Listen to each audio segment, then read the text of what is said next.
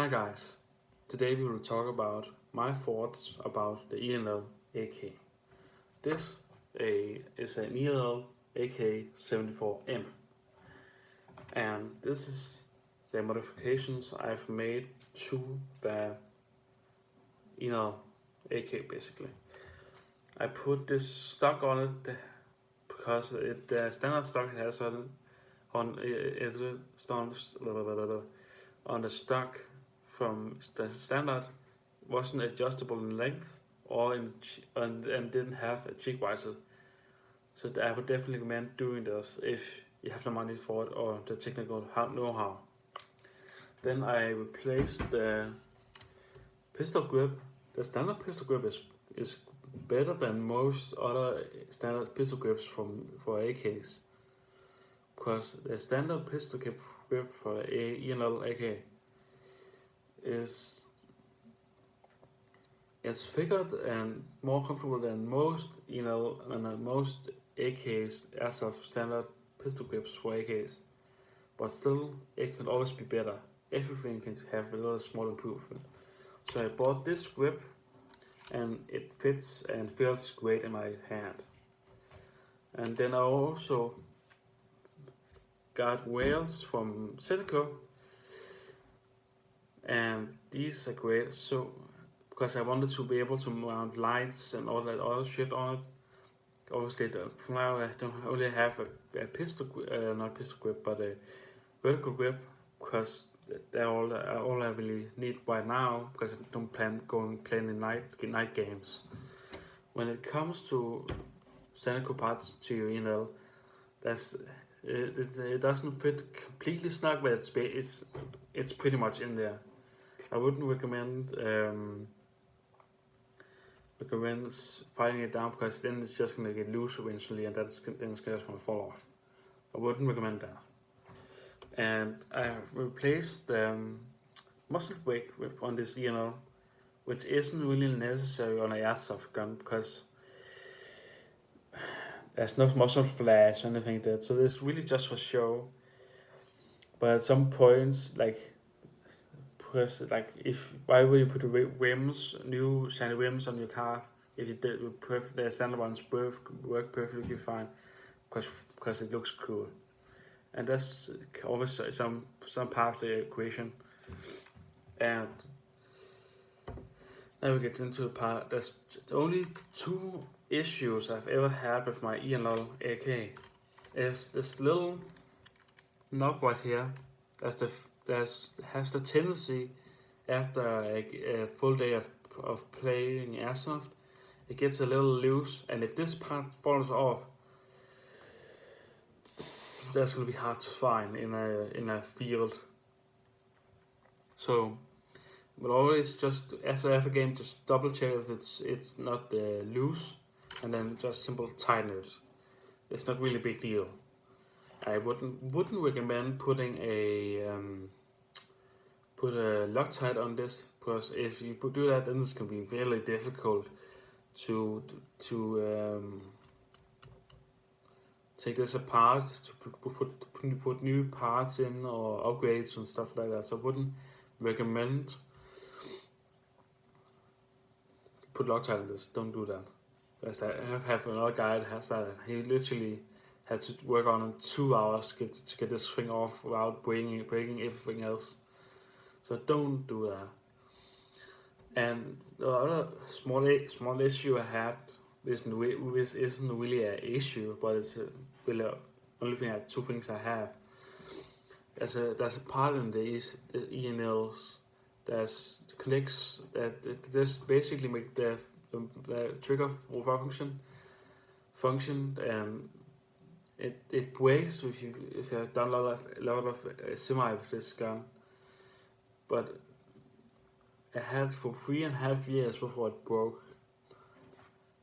That seems like not a big deal, but if you, for example, don't know how to fix it, you don't know a guy that can fix it, or if you don't have a shop near you that can fix it, then it's a big issue, because then you need to go to, I don't know, YouTube, and that's not always the most likely question if you're looking at for how to fix a specific part. It's not always easy to find a video to how not to figure out how to do it, or if to figure out which specific part the part's name is. So, because I am not really technical. I'm not tech. I don't know how to fix things in this gun if it breaks.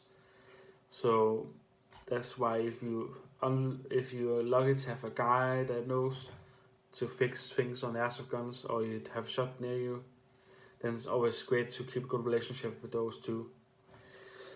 But the small upgrades, there's like the two issues I have with this E&L. But now I have shown you or talked about external upgrades. Now I'll just put this small tidbit in. When you get this E&L, I would definitely recommend, if you're gonna buy extra magazines for your E&L, I would definitely recommend buying the E&L brand magazines, because they fit great in the rifle, and they feed great. As you can see here, a solid snap into the rifle, and there's basically no side-to-side play and a very little back and forth. That's just because the spring here. So, do yourself a favor, buy E&L magazines for your E&L. Don't do the same mistake I made and buy some other brand, because it's cheaper and it's you get more magazines for the same price. Don't do that. If you're gonna play a game, play a game with this E&L, not just shoot in the backyard, then do yourself a favor. Go on like Google and search for E&L magazines. The E&L makes boxes where they come, like in one box is 5 magazines, and that's pretty much all you need for a game. You don't need much more than that. Do yourself a favor, buy E&L magazines for your E&L. The small upgrades, internal upgrades I've made to this gun is, I'm just gonna put this down here. I have bought LiPo magazine. I keep saying magazine when I mean other things. Batteries, buy yourself a LiPo. This makes sense, because it makes it really feed your E&L the amount juice it needs, as like the highest quality as you can. And do yourself a favor. I'm just gonna quickly put the magazine out here.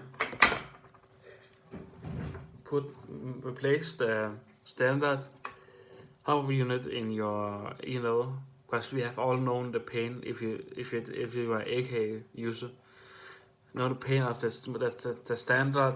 standard hop up unit in AKs. There's that small slider in here with a small knob, and it's just not easy to get to. So don't help yourself not being in that pain. Buy yourself an upgrade hop up, and this has a little knob you can just adjust, and it's easy. So do yourself a favor, do that. And I would say definitely, if you're gonna buy an E&L from standard E&L is like a 6 out of 10 in like shootability and performance.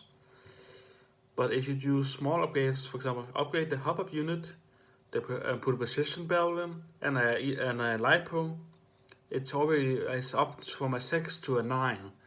So those small things, just do that, because it makes your performance way better. And it doesn't really need anything else. You can upgrade the motor. You can do that, but it's not necessary. It's already, for those small things, get up to a 9. But definitely, I would recommend an E&L if you either if you want the AK biennial, as they come with great externals and they are built to last basically, because I have had this for like 4 years plus, and they has basically no scratches or dings or like anything like that. So buy an E&L, because it lasts forever. And if you just put it's easy small parts to upgrade and stuff like that, and it's just a perfect airsoft gun. So this is basically my thoughts on my E&L. If you have any questions or have any questions of where I got these parts and stuff like that, ask a question in the comment section. I will answer it if I can. And this was all for me. Hope you have a great day. Bye.